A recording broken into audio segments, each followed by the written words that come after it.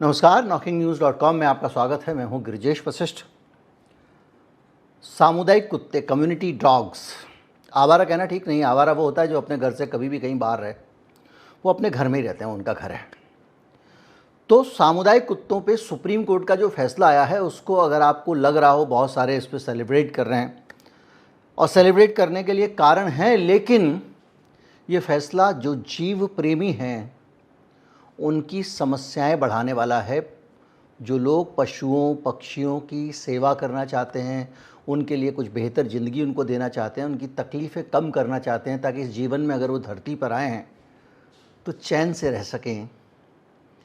ये supreme court का फ़ैसला उनकी मुसीबतें बढ़ाएगा, उनकी तकलीफ़ें बढ़ाएगा। ये फ़ैसला पूरी तरह से विन विन सिचुएशन नहीं है। इस फैसले में बहुत सारी बातें ऐसी हैं जो जीव प्रेमियों के लिए सर दर्द पैदा करने वाली हैं, और ये सोसाइटी के अंदर जो जीव प्रेमी हैं और जो लोग जीवों से नफ़रत करते हैं या कहें कि मिस इन्फॉर्म्ड हैं, उन दोनों के बीच में टक्कर बढ़ेगी, टकराहट बढ़ेगी, परेशानी बढ़ेगी। पहले ये समझ लेते हैं मोटा मोटी फैसले में क्या है। वैसे तो आप सोशल मीडिया पे तेज़ी से वायरल हो रहा है, फिर भी बता दूं, इस फैसले में जो नसबंदी, जो जिन कुत्तों को पकड़ के ले गए थे ये लोग, उनको नसबंदी करके टीका लगा के वापस उसी जगह पे छोड़ना है। ये फैसले में कोई नई चीज़ नहीं है, ये भारत में कई साल से हो रहा है। सड़कों से कुत्तों को उठाया जाता है, नसबंदी कराई जाती है, और ये प्रोग्राम जो है वो विश्वव्यापी प्रोग्राम है ये, और जिसको भारत में सुप्रीम कोर्ट ने भी इससे पहले के आदेश में भी कहा था कि यही तरीका सही है। उसमें किसी भी एक स्थान से कुत्तों को उठा के ले जाना है, उनकी नसबंदी करनी है, उनको टीका लगाना है रेबीज का, और वापस भेजना है, वापस छोड़ना है, ताकि अगर कोई कुत्ता किसी हार्मोनल रीजन से उग्र है, किसी और वजह से उग्र है, तो वो उसकी उग्रता नसबंदी से ख़त्म हो जाएगी, क्योंकि कुछ हार्मोन्स बनने बंद हो जाते हैं जो जोश दिलाने वाले होते हैं।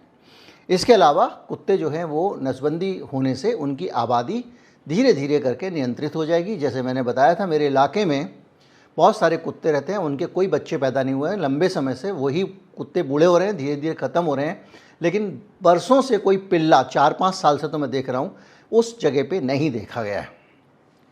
तीसरा, इस प्रोग्राम में जो जब आप वैक्सीन लगाएंगे कुत्तों को, तो वो किसी को जब कुत्तों को खुद ही इन्फेक्शन नहीं आएगा तो वो किसी को काटेंगे तो उसको भी नहीं आएगा। अभी बीच में खबर आई थी कि एक कुत्ते को चाट लिया तो उसको रेबीज़ हो गया, और उसको लेकर बहुत ज़्यादा मिस इन्फॉर्मेशन फैल रही है। रेबीज किसी भी कुत्ते के अंदर अगर है तो वो बहुत एडवांस स्टेज में जब कुत्ते में रेबीज पहुंच जाता है तब उसके मुंह में इन्फेक्शन आता है। ऐसे नहीं कि किसी कुत्ते को तुरंत उसने काट लिया और इन्फेक्शन उसके मुंह में आ गया। दूसरा, कुत्ते के जीवन के आखिरी के 8-10 दिनों में इसका प्रभाव सबसे ज़्यादा होता है। तो अगर कुत्ता 10-15 दिन में मर गया तो वैसे भी समझ लीजिए कि उसको रेबीज रहा होगा, नहीं मरा तो कोई बात नहीं। अब आप कहेंगे उस बच्चा कैसे मरा?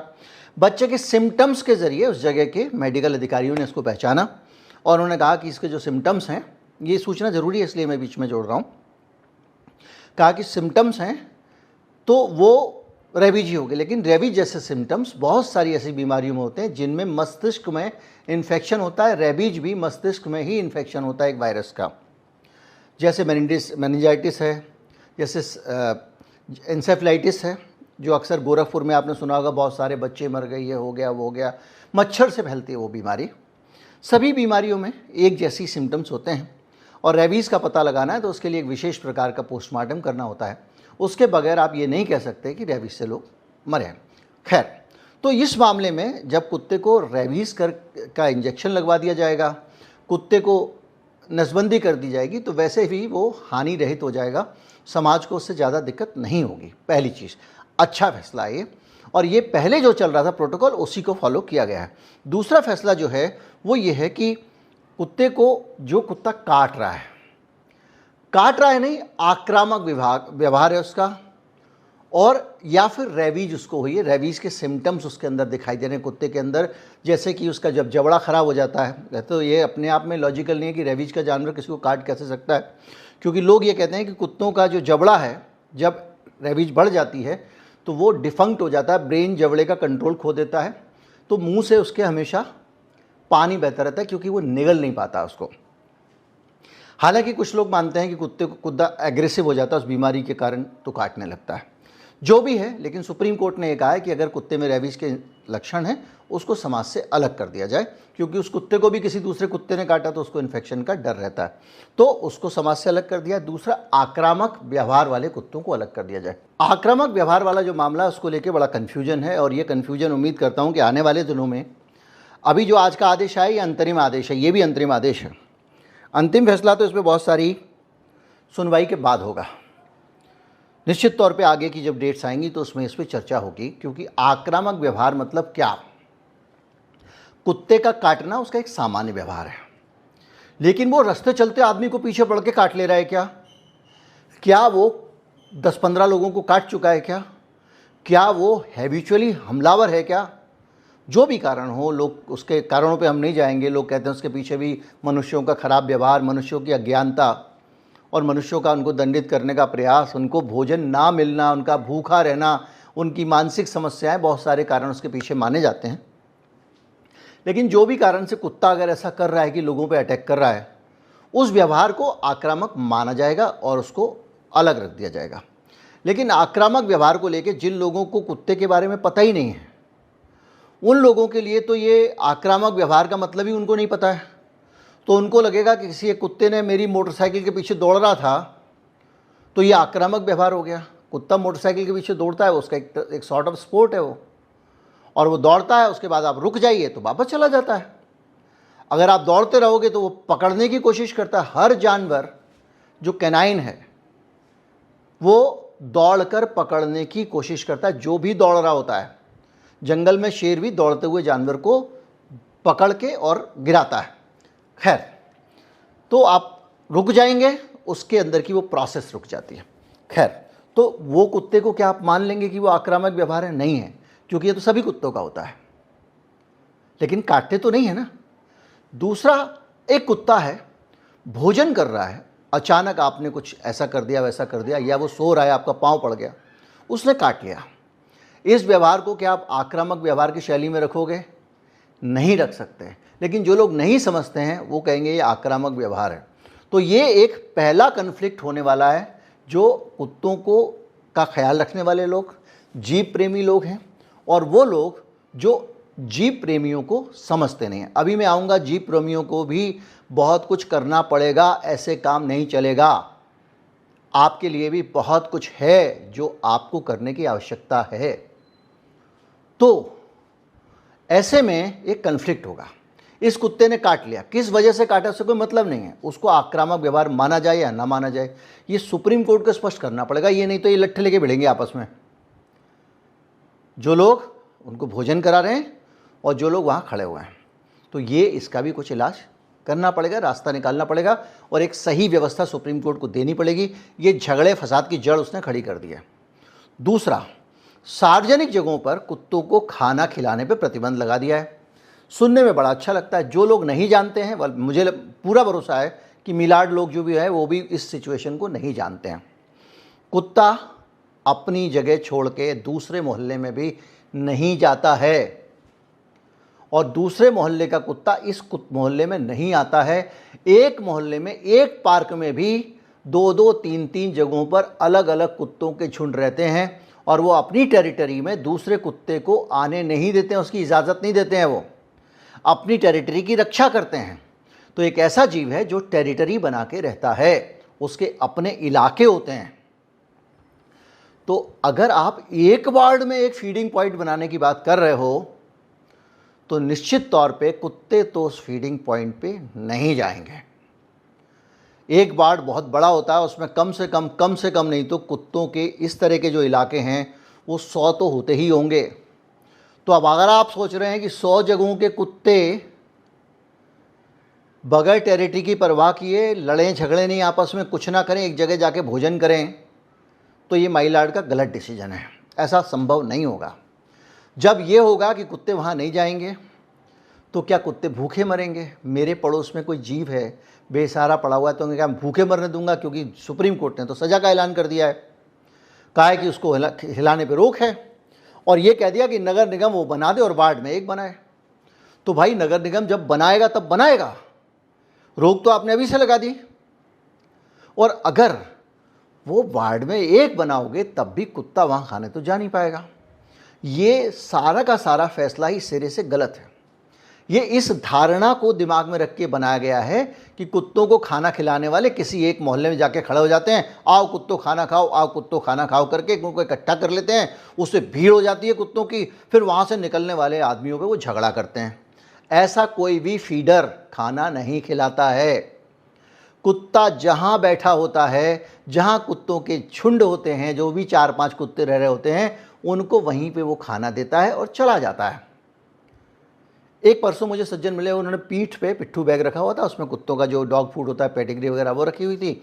उसमें से निकाला, 2 जगह पे उन्होंने ज़मीन पे कागज़ बिछा के ढेर लगाया और 2 कुत्ते थे, 2 जगह ढेर लगाया, उन दोनों को खाना खिलाया और चले गए। अब इससे ना तो कुत्ते इकट्ठे हो रहे हैं, ना कहीं पे सार्वजनिक जगहों पे कुत्तों को खाना खिलाया जा रहा है। ये कुत्तों का वहाँ भंडारा थोड़ी लगता है भाई। और जो सुप्रीम कोर्ट ने ये कहा है कि हम कुत्तों के लिए बहुत बड़ा बना दो वहाँ पे फीडिंग सेंटर, तो एक वार्ड के अंदर कम से कम नहीं तो 5,000 नहीं तो 2,000 कुत्ते तो होंगे। 1,000 भी अगर होंगे, 200 कुत्ते भी होंगे, तो एक फीडिंग पॉइंट पे 200 कुत्ते आके अगर रोज़ भोजन करेंगे तो आपको लगता है वहाँ गंदगी नहीं होगी, वहाँ परेशानी नहीं होगी, वहाँ दिक्कत नहीं होगी? यानी भोजन कराने वाले लोग वहाँ जाएं, उसको जिला जीव कल्याण अधिकारी ने कह दिया यहाँ पे खिलाओ, और वहाँ पे कुत्ते सारे जान पे खेल के सारी टेरिटरी में लड़ भिड़ के वहाँ पे आएँ, 150-200 कुत्तों का मेला लगे और गंदगी हो। इसके अलावा जिस इलाके में तुम फीडिंग पॉइंट बनाओगे, उस इलाके के लोग नहीं कहेंगे कि भाई ये सारी जगहों के कुत्ते यहाँ इकट्ठे कर लाए हो, और अब हमें तो यहाँ बहुत दिक्कत हो गई कि कुत्ते भूखेंगे भी शायद। हालांकि कुत्ते मैंने देखा अक्सर ऐसी परिस्थितियों में, पशु अस्पताल कहीं चले जाओ, वो उनको भी अकल होती है, वो सब मिलजुल के रह लेते हैं। ऐसा नहीं होता कभी कोई कुत्ते को दिखाने जाओ अस्पताल में तो वहाँ 25 कुत्ते तो लड़ रहे हैं आपस में, कभी नहीं होता है। लेकिन फिर भी जहाँ जाएंगे वहाँ 500 कुत्ते होंगे, अभी आप कुत्ते इकट्ठे करने की समस्या तो लड़ रहे हो, परेशान हो रहे हो। वहाँ पर क्या डरने वाले लोग नहीं होंगे? वहाँ ऐसे लोग नहीं होंगे जिनको कुत्तों से डर लगता है? वो विरोध नहीं करेंगे यहाँ लेके आओ। लेकिन इसमें आपने क्या किया कि कुत्तों को तो आपस में लड़ाने का जुगाड़ कर दिया। इसके साथ साथ आपने एक और इंतज़ाम कर दिया कि जो कुत्तों के चाहने वाले हैं, जो उनका ख्याल रखने वाले लोग हैं, जो चाहते हैं कि मेरे जीवन में एक अवसर मिला है, मैं किसी की सेवा करूं, ईश्वर के दूत हैं कुत्ते। अब बहुत सारे लोग गुस्सा हो रहे होंगे इसको सुन के। उनको ऊपर वाले ने भेजा है। ऐसे प्यार करने वाले लोग आपको मिले हैं जो कभी जीवन में आपको निस्वार्थ प्यार करते हैं। आपका हस्बैंड जो है वो आपका प्यार करने वाला, आपका प्रेमी, आपके माता पिता, दूसरी जगहों का जो प्यार का स्तर होता है उसमें कहीं ना कहीं गिव एंड टेक होता है। कुत्ते के प्यार को उसकी आंखों में देख सकता है वो, जो उसको कभी उसने उसका प्यार अर्जित किया हो, विश्वास अर्जित किया हो। छोटा सा विश्वास अर्जित करने का खेल है। 2.5 साल के बच्चे जितनी अकल होती है, जैसे 2.5 साल के बच्चों को प्यार से खिलाते समझाते हो, वैसे उससे व्यवहार कर लो, वो आपका दीवाना हो जाता है। आपको कोई मुसीबत नहीं आने देगा अपने ऊपर ले। बहुत सारे लोगों को आपने सुना होगा कि उनके घर पे मौत आई और टल गई क्योंकि कुत्ते ने अपने ऊपर ले लिया। हालांकि ये मान्यताएं ऐसा साइंटिफिकली नहीं होता, लेकिन ये प्यार का स्तर है। खैर, मैं आपको बताऊं कि इसमें होगा ये कि जब आप कुत्तों को एक ऐसी जगह इकट्ठा करना चाह रहे हो जहाँ पे वो जा नहीं सकते हैं, कुत्ते भूख से मर रहे होंगे, तो जीव प्रेमी या जो भी लोग वहाँ आसपास रहते होंगे उस एक इलाके में, सारे के सारे लोग, ऐसा तो नहीं है कि कुत्ते से हेट करने वाले हैं और जीव प्रेमी कहीं से कुछ आ जाते हैं। उस बस्ती में भी बहुत सारे लोग होंगे, बच्चे अपना पानी के पॉट लेके रख देते हैं। बच्चे कुत्तों के साथ सबसे ज़्यादा प्यार से रहते हैं। अगर माँ बाप उनके, अभी ऐसे चाटने वाली खबर फैला दी है, कई माँ बाप रोकने लगे, मत जाना तुमको चाट लेगा, रेबीज हो जाएगी। ऐसे ही चल रहा है अफवाहों पे देश। तो वो देंगे खाना कुत्ते को, और वहाँ पे कई लठैत टाइप के लोग होंगे, RWA टाइप के लोग होंगे, कुत्ते को खाना नहीं खिलाने का। MCD वो बनाएगा एक फीडिंग पॉइंट, उधर जाके खिलाने का। हो गया झगड़ा शुरू। तो सुप्रीम कोर्ट ने ये दिक्कत और खड़ी कर दी है। तो इसका मतलब आप समझ रहे हैं, इसका मतलब ये है कि ये समस्या बढ़ गई है उनके लिए, फीडर्स के लिए। भैया उनको कहीं से कोई भगवान, वो सिर्फ उनको जानवरों को अच्छा देखना चाहते हैं, सुख से। उनको क्या लाभ मिल रहा है कि आपको काटने के लिए कुत्ते इकट्ठा करें? बेचारे भोजन बनाते हैं, सब कुछ करते हैं, हमारे यहाँ पे परंपरा रही है अंतिम रोटी कुत्ते की, पहली रोटी गाय की। वो लोग उनको भोजन कराते हैं ताकि वो बीमार ना हो। और मैं आपको बता दूं, जब तक ये लोग भोजन करा रहे हैं, जब तक ये लोग टीके लगवा रहे हैं, जब तक ये लोग उनके घाव पे मरहम पट्टी वगैरह लगाते हैं आके, जब तक ये लोग उनकी नसबंदी करा रहे हैं, तभी तक जो लोग कुत्तों से डरते हैं वो सुरक्षित हैं। एक बीमार, परेशान, भूखा जानवर बहुत खींचता है, बहुत इरिटेट होता है, और कोई बड़ी बात नहीं है कि वो किसी को काट ले। तो इनका हाथ जोड़ के एहसान मानिए कि जिन लोगों से आप लड़ रहे हो, इन्हीं लोगों के कारण आप सुरक्षित हो। आपको कुत्तों से अगर कोई बचा रहा है तो वो लोग बचा रहे हैं जो उनको शांत रख रहे हैं। मुंबई हाई कोर्ट के चीफ जस्टिस का बयान था कि भाई हमारे परिसर में कुत्तों की बहुत समस्या थी, हमने कुत्तों को खाना देना शुरू कर दिया, उसके बाद वो खाना खा लेते हैं, पूरे दिन सोते हैं, समस्या समाप्त हो गई है। तो ये जो कुत्ते देने खिलाने वाले और वो लोग हैं, उनके बीच में लड़ाई झगड़ा एक नई तरीके से शुरू होने वाला है, जिसका अंत नहीं होगा हर इलाके से कोई। क्योंकि अभी क्या हुआ है, इस पुराना वाला जो पारदी वाला फैसला था, उसके बाद में एक अजीब सा कन्फ्लिक्ट समाज में खड़ा हो गया है। प्रेमी भी गुस्से में हैं और नफरत करने वाले भी गुस्से में हैं। लेकिन इसमें एक और बात कही है अदालत ने, जो स्वीकार नहीं की जानी चाहिए। क्यों नहीं करनी चाहिए? क्योंकि ये फैसला इस पॉइंट पे जाके भारत के संविधान के विपरीत होता है। अदालत ने कहा है कि जो लोग इस मामले में पार्टी बनना चाहें, वो लोग 25,000 रुपये अगर इंडिविजुअल हैं तो अदालत में जमा करें, और 2 लाख रुपए अगर एनजीओ है तो वो जमा करें। तब सुप्रीम कोर्ट उसको इस मामले में सुनवाई करेगा। इस पैसे का इस्तेमाल पशु कल्याण के लिए करेंगे, ये कहा है तो जाहिर बात है मिलॉर्ड अपने लिए पार्टी देने के लिए तो पैसे मांगेंगे नहीं। तो क्या ये जो आपने नियम बनाया है ये संविधान सम्मत है? ये न्याय की एक्सेस, न्याय तक पहुंच को भेदभाव के ज़रिए ख़त्म करने वाला है, कम करने वाला है। इसका मतलब ये है कि जो लोग कुत्तों के पक्ष में, पीड़ित जानवर के पक्ष में खड़े होकर सुप्रीम कोर्ट में अपनी बात कहना चाहते हैं, उनकी बात सुनने के लिए सुप्रीम कोर्ट ज़्यादा पैसे लेगा। इतना पैसा सुप्रीम कोर्ट ने पहले कभी नहीं मांगा। अनुच्छेद 39A भारत के संविधान का कहता है कि हर नागरिक का अधिकार है एक्सेस टू जस्टिस। राज्य से सुरक्षित करने के लिए मुफ्त कानूनी सहायता तक देता है, वकील तक देता है। और इस सिद्धांत को पूरी तरह से, ये जो फीस लगा दोगे, आरटीआई को डिस्करेज करने के लिए कई बार 5,000 10,000 रुपये जुर्माना लगाया गया है, लेकिन 25,000 2 लाख रुपए तक मांगना, सुप्रीम कोर्ट का ये फैसला जनहित में जो लोग खड़े होते हैं उनको हतोत्साहित करने वाला है। कुत्ते भी इस देश के नागरिक हैं, सुप्रीम कोर्ट के पिछले फैसलों में स्पष्ट किया गया है, और उनको कम से कम नागरिक का सम्मान मिलना ही चाहिए। कहीं पर यह डिफाइंड नहीं है कि नागरिक का मतलब मनुष्य ही होगा। इस बहस से अलग चलते हैं तो अब आपको मैं कुछ ऐसी चीज़ें बताना चाहता हूं जो कुत्तों की ये जो समस्या है इससे छुटकारा दिला सकती है। जो फीडिंग पॉइंट का सिस्टम आपने किया है, इसको बंद कर दीजिए। फीडिंग पॉइंट की जगह आप मोहल्ले में फीडिंग पॉइंट बनाने का सिस्टम भी बंद कर दीजिए। कुत्तों को इकट्ठा करके खाना देने पर रोक लगा दीजिए, क्योंकि कुत्ते इकट्ठे होकर एक जगह पे, और अगर उनको खाना दोगे तो उनकी भीड़ लगेगी, उस जगह को लेके प्रोटेक्टिव हो जाएंगे। कई बार ये हो सकता है कि कोई कुत्ता जो है उसको लगे कि उसका कोई खाना ना ले जाए, कोई उसके पास ना आ जाए, एकदम से मेरा खाना कोई ना ले जाए तो झपट ले किसी को।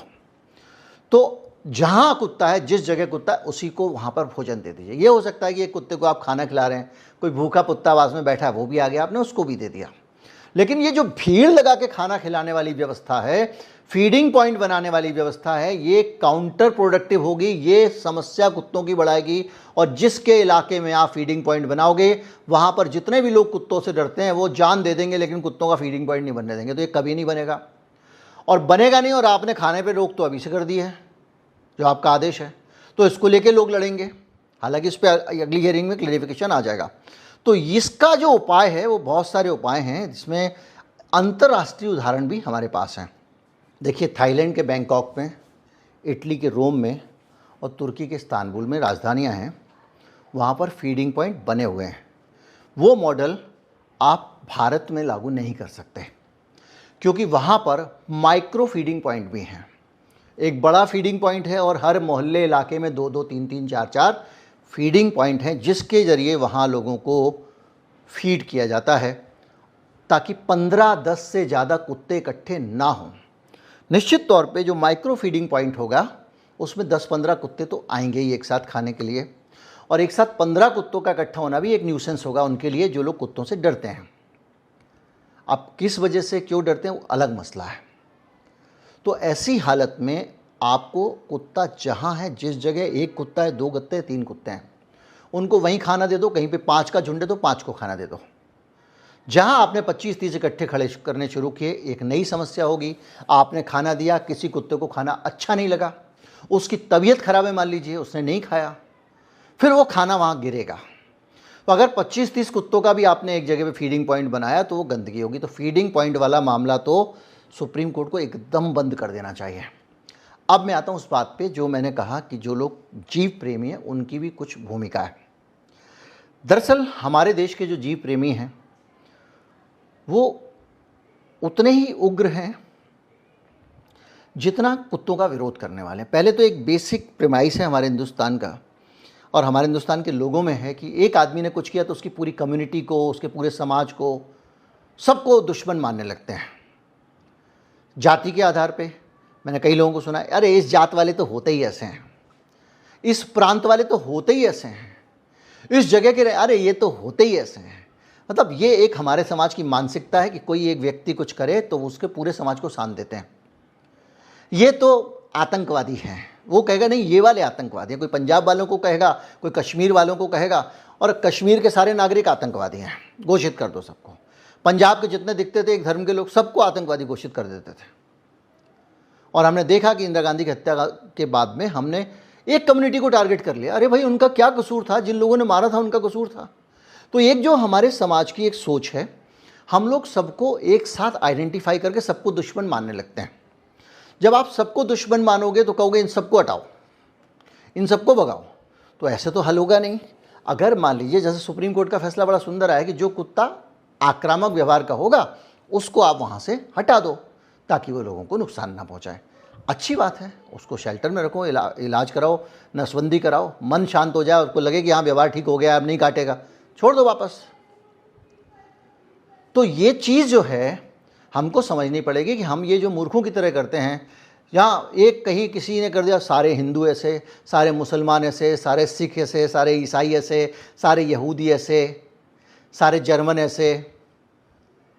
ये मानसिकता जो है ना, इस मानसिकता से पूरी दुनिया लड़ रही है।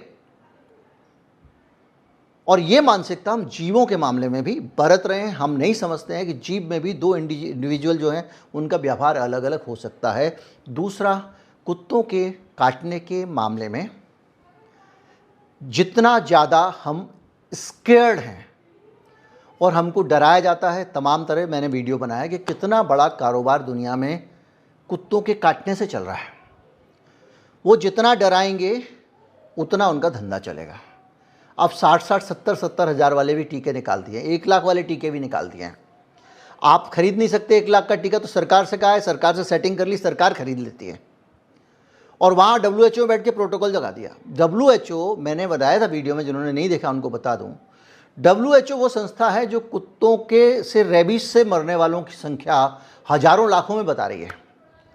और उसके पास में डेटा नाम की चीज़ ये है कि 1999 का जो डेटा था भारत का, उस डेटा को कंप्यूटर में डाला हुआ और उसी से कैलकुलेट करके गणितीय गणना से वो बता रहे हैं कि भारत में कितने रेबीज के केस हैं। जो एक्चुअल ग्राउंड रिपोर्ट, एक सर्वे हुआ, वो सर्वे जो ICMR ने किया भारत के, वो उसके 10-15% के आसपास ही है। लेकिन जो एक्चुअल रिपोर्ट आ रही है, जो अस्पतालों में जब मरेगा आदमी तो अस्पताल में भर्ती होगा, उसकी रिपोर्टिंग होती है, तभी तो पता चलता है हिंदुस्तान में कैंसर से इतने लोग मर गए, हिंदुस्तान में टीबी से इतने लोग मर गए।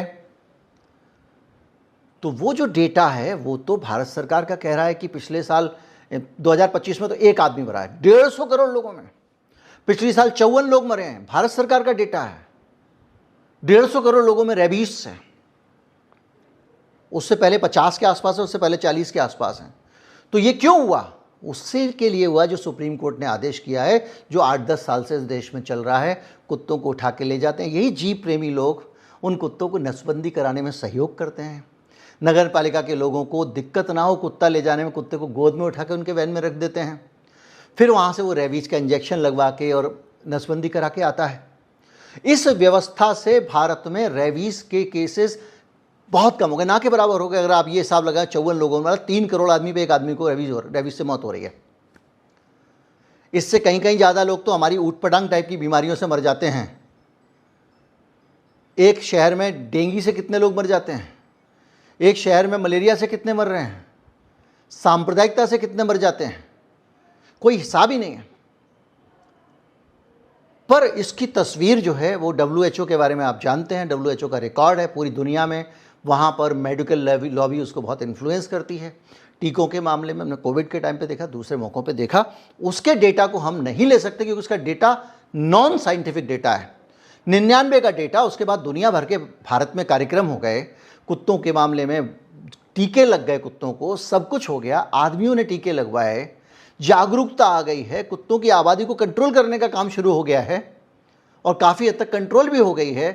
और आप 99 का डाटा लेके बैठे हुए, तब रेबीज से जो लोग मरते थे, तब जागरूकता नहीं थी। आदमी मिर्ची भर देता था घाव में, सरसों का तेल लगा देता था कुत्ता काटने में, भले ही पागल कुत्ते ने काटा हो तो रेबीज हो जाती थी। अब जागरूकता है, टीका है, इलाज है। 14 इंजेक्शन नहीं लगते पहले की तरह, 4 लगते हैं। कुछ डॉक्टर अभी भी 5 लगा रहे हैं, उनको 5 साल से वो भी अपडेट ही नहीं हुए हैं। ज्ञान उनका सुन लीजिए, डराने में भरपूर है एकदम। 0 डे, 7 डेज, 14 डेज पे लगना बंद हो गया है। खैर मैं उस पर नहीं जाऊंगा, 28 बाकी वो जो भी है, लेकिन इलाज यही है, उपाय यही जिस पे पहले से काम हो रहा था, डंडा सख्त करो। जो लोग नसबंदी नहीं कर रहे हैं उन अधिकारियों पे एक्शन लो, ऑडिट करो, रैंडम चेक करो क्या सचमुच नसबंदी हुई है, कोई पैसे तो नहीं खा गया। टीके चेक करो लग रहे हैं कि नहीं लग रहे हैं। कुछ लोग कह रहे हैं कि नकली टीका रेबीज का लगा देते हैं साहब, आजकल कैसा ये है। आप नकली टीका नहीं लग सकता। क्यों नहीं लग सकता? जो टीका कंपनी पूरे ऑपरेशन को कंट्रोल कर रही है, जो अपने टीके की मांग बढ़ा रही है, वो एक एक टीके की बिक्री पे नज़र रखती है। एक एक अस्पताल में उसके लोग जाते हैं, चेक करते हैं, अगर टीके कम बिके तो क्यों बिके। तो ऐसे में कोई नकली टीका अगर लेके आ जाएगा ना, कोई मेडिकल स्टोर वाला है कोई भी, ये वो दवाएं नहीं हैं जो एंटीबायोटिक वगैरह हैं, ये टीके हैं। एक एक टीके पे बैच नंबर, सारी चीज़ें, उसके वैक्सीनेशन कार्ड पे भी उसका स्टिकर लगता है, एक एक वायल गिना जाता है। और वो वायल से ही डॉग बाइट का बवाल ज़्यादा खड़ा हुआ, क्योंकि भारत में एम्स ने एक सिस्टम बनाया हुआ था कि कुत्ता काटता है अगर, तो कुत्ते के कितने केसेस आए, तो बोले 5 लाख केसेस आए। कैसे आए? बोले 5 लाख टीके लगाए हमने। अरे 5 लाख नहीं, एक आदमी को 5 टीका लगा रहे हो तुम, तो 1 लाख वैसे ही हो गए। फिर अभी सरकार ने नियम बना दिया, अभी हाल में इस पारदीवाला फैसले के बाद में, कि अब कुत्ते ने काटा तो कौन सा कुत्ता था वो, बिल्ली थी, बंदर था, चूहा था, पालतू कुत्ता था या आवारा कुत्ता था, इस सब का रिकॉर्ड अलग अलग रखो रेबीज का, ताकि पता लगे कि किस वजह से हो रहा है। सारे पाप आप खतरनाक खतरनाक कुत्ते, इन ब्रीड पे तो रोक लगनी चाहिए जो हाई एंड की ब्रीड है, ऐसे फैंसी फैशनेबल कुत्ते हैं, ये अलग अलग तरह के जो होते पिटबुल वगैरह, बंद करो इनको, इनकी ब्रीडिंग बंद करो, ये भी अमानवीय है। उनको डिजाइन किया जाता है हिंसक तरीके से, सड़क के कुत्ते ऐसे नहीं होते हैं। और वो कुत्ते जब लोगों को काटते हैं, घर में जो कुत्ते काट रहे हैं, पालतू कुत्ते ज़्यादा काटते हैं, बिल्ली काटे, चूहा काटे, बंदर काटे, और तो और जो कुत्ते काटेंगे तो लोग अपना प्रिकॉशनरी जो टीका लगवा लेते हैं, भाई जा रहे हैं कुत्तों के बीच में खाना खिला ले, क्या पता कोई कुत्ता काट ले तो हमें कुछ ना हो, तो हम पहले से लगवा लेते हैं। वो सब टीके गिनते हैं, वो टीका एक एक आदमी को 5-5 जो लग रहा है, उस सब टीकों को सब, वो बेचारा गरीब है, फुटपाथ पे रहता है, उसका कोई माई बाप नहीं है, उसकी तरफ से लड़ने वाले यही जो लोग हैं बेचारे जो भोजन कराते हैं, तो उसके सिर पे सारी हत्याएं रख दी हैं। और 5-5 गुनी, अगर 1 लाख लोगों को काटा इन सब ने मिलके तो भी उसके सर पे आएगा। और 1 लाख लोगों को 5 लाख इंजेक्शन लगे तो 5 लाख डॉग बाइट काउंट होंगी। एम्स का RTI है, मैंने दिखाया था अपने प्रोग्राम में आपको। तो कुत्तों की समस्या का इलाज यही है। और जो NGO के लोग हैं, जो लोग डॉग फीडर्स हैं उनसे मेरा निवेदन है, उग्र ना हों। आप एक 2.5 साल का जो बच्चा है, कुत्ता जिसकी मानसिकता 2.5 साल की होती है, उस 2.5 साल के बच्चे की तकलीफ़ समझ सकते हो, उसका डर समझ सकते हो, उसको समझा सकते हो, उसका जायज़ नाजायज़ समझ सकते हो। तो ये लोग जो कुत्तों से डर रहे हैं, गधे नहीं हैं, मूर्ख नहीं हैं, बुरे लोग भी नहीं हैं, इंसान बहुत अच्छे हैं। वो डर है इंसान का। आपका फ़र्ज़ नहीं बनता कि उन लोगों को आप एजुकेट करो, उन लोगों के मन से उन लोगों के दुश्मन क्यों बनते हो भाई? दुश्मन वो उन लोगों को मत बनो। उनके अंदर जो कुत्तों के पीछे नफ़रत और डर है, उससे दुश्मनी निकालो। मेहनत का काम है लेकिन अच्छा काम है। जिन लोगों को डर लगता है उनको बुलाओ, आंटी जी आइए, हम जा रहे हैं, देखो बहुत प्यारा बच्चा है, कुत्ते से मिलवाइए, 2 दिन उनको पास रखिए, साथ रखिए, उनको एक अच्छा अनुभव होगा। वो कहेंगे नहीं यार ये तो बड़े अच्छे लोग होते हैं। दूसरे लोगों को लाइए, तीसरे लोगों को लाइए, लड़िए मत। आप लोग जो भिड़ने लग जाते हो, अधिकार है खाना खिलाने का हमको, कैसे रोक लोगे तुम? इससे समस्या हल नहीं होती है। वो डरा हुआ इंसान है। डरा हुआ कुत्ता अगर काट सकता तो ये डरे हुए आदमी तो आपको लट्ठे लेके घूमते हुए दिख ही रहे हैं। तो असल समस्या एक तरह के जानकारी के अभाव की है। जानवर को खतरनाक मानने की हमारी प्रवृत्ति बचपन से रही है, हमारे यहाँ एक नेचुरल इंस्टिंक्ट होती है और उसके कारण लोग डर रहे हैं। आप अगर उनसे भिड़ेंगे, लड़ेंगे, धमकाएंगे, कानून आपके साथ में है, तो आप उनको वहाँ से हटाने से भी रोक लेंगे। उनको उठा के कोई फेंक नहीं सकता, इसका भी आप विरोध कर लेंगे। लेकिन वो जो लोग दूर हैं, आपसे दूर हैं, उनको आपके जैसा अगर आपको बनाना है, सहयोगात्मक रवैया अपनाना पड़ेगा। गाली दे रहे हैं, सुन लो प्यार से, पूरी बात सुन लो, उनको कहना अब आप हमारी सुन लो।